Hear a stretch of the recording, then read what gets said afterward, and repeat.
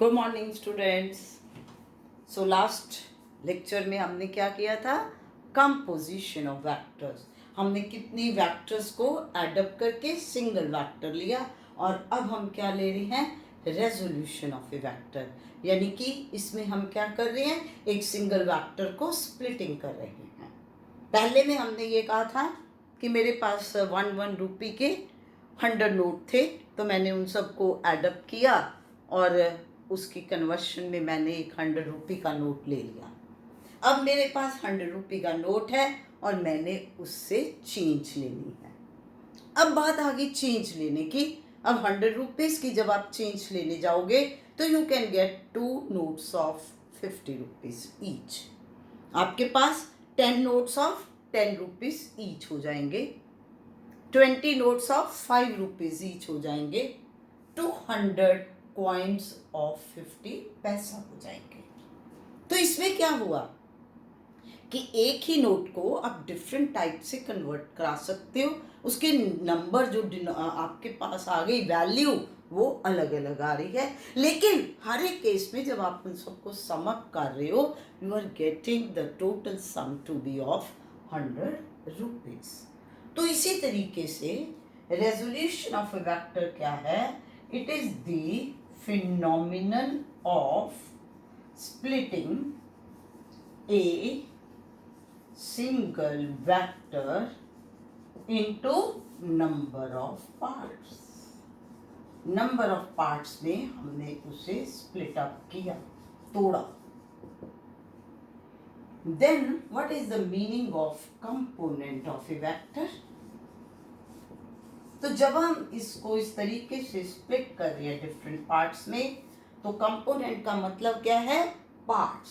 तो component of a vector means part of A. Components of a vector means parts of vector obtained during splitting. कि जब हम split up कर रहे हैं तो जो हमारे पास पार्ट्स आ रहे हैं उन्हें हम क्या बोलते हैं? कंपोनेंट्स। तो अब हम यहाँ पर क्या देखते हैं कि लेट अस से हमारे पास ये एक वेक्टर ए है। अब हमने इसे स्प्लिट अप करना है। There are the number of ways. मान लीजिए मैं आपको कहती हूँ कि इसे स्प्लिट अप करिए in the direction of vector A and vector B. तुम कैसे करोगे? तुमने ये लाइन ले ली, उसके बाद ओपी लाइन और तो दैट मीन्स कि ये जो तुम दो लाइंस ले रहे हो, ये तुम ले रहे हो in the direction of vector A and in the direction of vector B. तो ओपी जो है मैग्नीट्यूड अलग अलग हो सकती है। OP can be n times A and P Q can be m times B. जैसे कि आपके पास एक वेक्टर है, लेट अस से this vector is 7 times I cap plus 3 times E cap। ठीक हो गया? अब मैं इसको लिख सकती हूँ 4 times I cap plus 3 times I cap plus 3 times E cap। It will be 4 times I cap plus 3 times I cap plus G cap।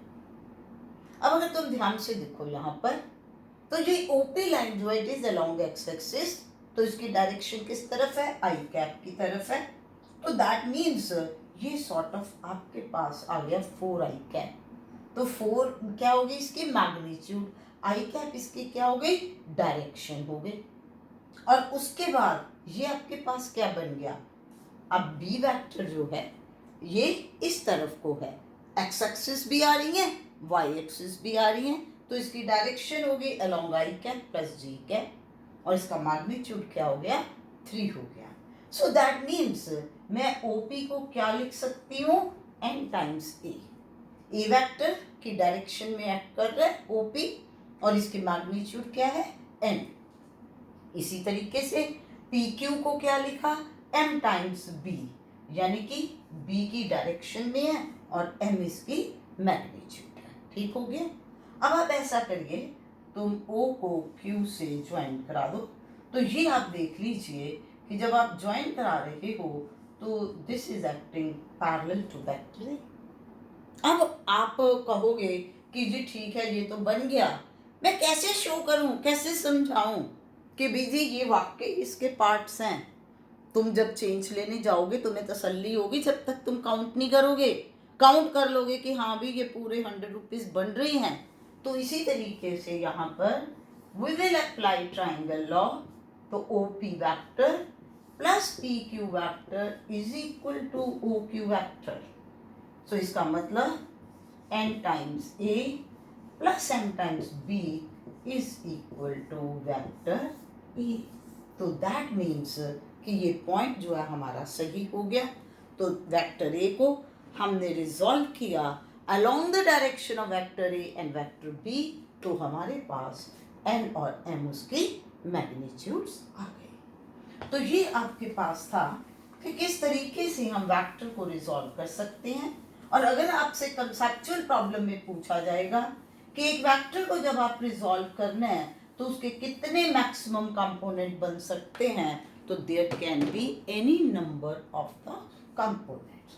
अब हम यहाँ पर एक स्पेशल केस डिस्कस कर रहे हैं, that is rectangular components of a vector in plane. तो अब हम बात कर रहे हैं कि वेक्टर प्लेन के अंदर लाई कर रहे हैं और उसके कौन से कंपोनेंट्स लेने हैं, रेक्टेंगुलर। पिछले में रेक्टेंगुलर नहीं थी। तो सबसे पहले हमें इसमें ये एक्स एक्सिस होगी, ये वाई एक्सिस। तो एक्स और वाई आपके पास क्या आ गया भाई, हाँ जी, दिस इज अ प्लेन। तो अब अगर आप इसमें ये ओपी लाइन ले रहे हो, so this OP line represents vector A which lies in x और वाई प्लेन। अब हमने इस वेक्टर ए को रिजॉल्व करना है। तो मैं इसमें ये कहती हूं कि ए X and A Y are the components of vector ए। क्या है ये, कंपोनेंट्स है। एक चीज ध्यान रखिए कि वेक्टर ए के जो कंपोनेंट्स हैं वेक्टर ही होंगे। तो components of vector a along किस तरफ को, x axis and y axis respectively। और x axis और y axis क्या है, एक दूसरे के परपेंडिकुलर। सो दैट मीन्स ये दो कंपोनेंट जो आएंगे ये रेक्टेंगुलर कंपोनेंट्स हो गए। अब आप इसमें ये पॉइंट m ले लीजिए, ये m ले लीजिए। तो दैट मीन्स इसमें आप ओ एन को क्या लिख रहे हो, ए एक्स वेक्टर, वो से n तक।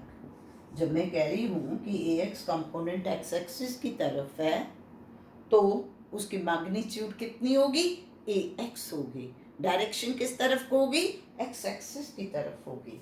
तो an vector is A X. और उसके बाद वाई एक्सिस की तरफ कंपोनेंट ये बन गया O M. So this is A Y. अब मैंने सिंपल कह दिया कि X and A Y are the components of vector A. अब हाँ भाई, रियलिटी में ये वेक्टर के कंपोनेंट्स हैं। कैसे शो करेंगे कि हम इन दोनों का सम लेंगे and that sum must be equal to vector A. उसके लिए देखिए NP is equal to OM and NP is parallel to OM। तो इसका मतलब क्या हो गया कि जो NP वेक्टर है that is equal to a y vector। Now you consider triangle ONP। इस ट्राइंगल में आप लो ON vector plus NP vector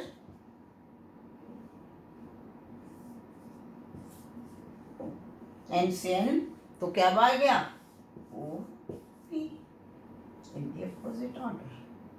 So that means EX vector plus AY vector is equal to vector A। अब show हो गया, हाँ भाई सही है, AX और AY का वेक्टर सम वेक्टर A के बराबर आ रहा है।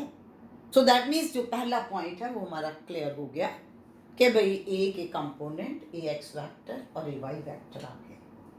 तो अब आप इसे कैसे लिख सकते हो, वेक्टर ए इज, अब ए एक्स वेक्टर को आप ये लिख सकते हो क्योंकि इसके मैग्नीट्यूड ए एक्स के बराबर है, and direction is given by I cap. I cap is the unit vector जो क्या बताता है, एक्स एक्सिस की तरफ कोई भी वेक्टर है उसकी डायरेक्शन। इसी तरह ए वाई वेक्टर क्या बनेगा, ए Y times J cap. So that means if you are taking ax and ay are the magnitudes of vector a, components of the vector a, तो आपके पास ये वेक्टर ए इस तरीके से आ गया। अब नेक्स्ट है कि अगर मैं आपको ये कह रही हूँ कि ये वेक्टर ए थीटा एंगल बना रहा है एक्स एक्सिस के साथ, तो इसमें जो एक्स कंपोनेंट और वाई कंपोनेंट है ए एक्स और ए वाई, उसकी वैल्यूज कैसे आएंगी। तो इसके लिए आप अब अगर ध्यान से देखिए तो ओ एन पी ट्राइंगल जो आपके पास है, this is right angle triangle, तो आप इसमें T ratios, trigonometric ratios apply कर सकते हो। तो O N upon O P is the base upon hypotenuse, so this will be cos of theta. Now O N is A X and O P is A, this is cos theta, तो cross multiply करोगे, that means A X is A cos of theta. तो इसका मतलब कि अगर मैं आपको ये कह रही हूँ कि vector A makes an angle theta with x axis, तो उसका एक्स कंपोनेंट किसके बराबर आ जाता है, ए कॉस थीटा के। इसी तरीके से अब आप लीजिए N P upon O P, this is perpendicular side upon hypotenuse, तो it will be sine theta. तो N P is equal two O P sign of theta, O P means A sine of theta. सो अब N P क्या है, ए Y, so that means आपके पास आ गया ए Y is equal to A sine of theta. अब आप क्या करिए, square the two and hence add of A X का स्क्वायर प्लस ए वाई का स्क्वायर। ए एक्स का स्क्वायर क्या है, A square cos square theta, A Y का स्क्वायर क्या है, A square sine square theta. A square common आ गया तो अंदर आपके पास क्या आएगा, cos square theta plus sine square theta. Now cos square theta plus sine square theta is 1, तो this is A square. So यानी कि ए आपके पास किसके बराबर आ गया, ए x square plus A Y square under the root. अब इसमें जो ही आपने सीखा आप इसको कैसे अप्लाई कर सकते हो, किस तरह से। मान लीजिए कि मैं आपको ये प्रॉब्लम दे रही हूँ, क्या प्रॉब्लम दी मैंने, जरा आप खुद कॉपी पेन निकाल लो और करो कि ये प्लेन है आपके पास, इसमें this force is of 6 Newton which makes an angle of 30 degree with x axis. ठीक है, मैंने आपको क्या प्रॉब्लम दी है कि force of 6 Newton makes an angle of 30 degree with x axis. Force of 6 Newton makes an angle of 30 degree with x axis. Calculate components of the force. So you have to calculate components of force along x axis and y axis. तो कैसे calculate करोगे, along x axis and y axis। तो अब आप सीधा लगाओगे कि x component है fx which is f cos of theta, f is 6, cos theta is cos of 30 degree. Now cos 30 degree is under root 3 by 2, तो ये फोर्स बन गई 3/3 न्यूटन। अब आप बात करोगे एफ वाई की which is F sine theta, तो एफ इज 6 साइन 30 डिग्री, तो it will be 6 into sine 30 degree 1/2, so this will B 3 Newton. अब आप इन दोनों का स्क्वायर करके अंडर रूट ले लीजिए, that comes out to be 6 newton. तो इस तरीके से ये हमने इसको अप्लाई किया।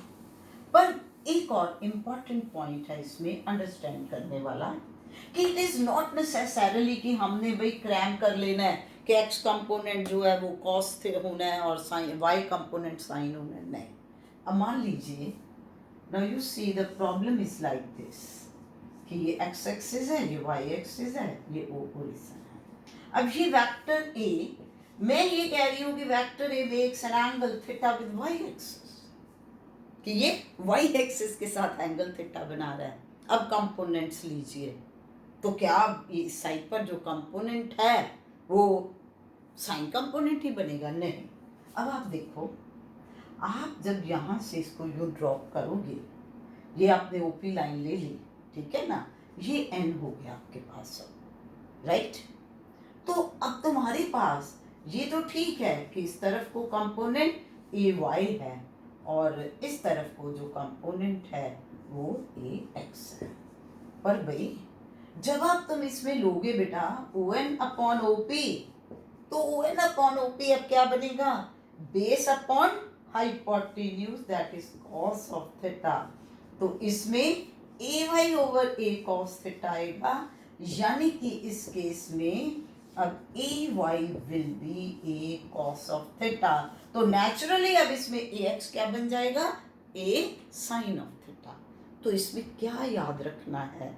इसमें आपने कॉन्सेप्ट ये माइंड में रखना है कि भाई जब भी हम रिजॉल्व कर रहे हैं, जिस एक्सिस के साथ एंगल थीटा बना रहे हैं उस तरफ कौन सा कंपोनेंट आएगा? कॉस कंपोनेंट, और उसके परपेंडिकुलर साइन कंपोनेंट। और ये भी कोई ज़रूरी नहीं कि वो एक्स एक्सिस और वाई एक्सिस भी हो, किसी तरफ को भी जब एंगल थीटा बन रहा है वो कॉस कंपोनेंट आ गया, और जब रेक्टेंगुलर कंपोनेंट्स की बात कर रही हो दूसरा कंपोनेंट उसके परपेंडिकुलर बनेगा और वो क्या बनेगा? Sign component. तो इस चीज़ को माइंड में रख के आपने डिफरेंट न्यूमेरिकल प्रॉब्लम्स जो हैं वो ट्राई करनी है। सो this is all in this, and now next lecture we will discuss how we can split a single vector into space in 3 components.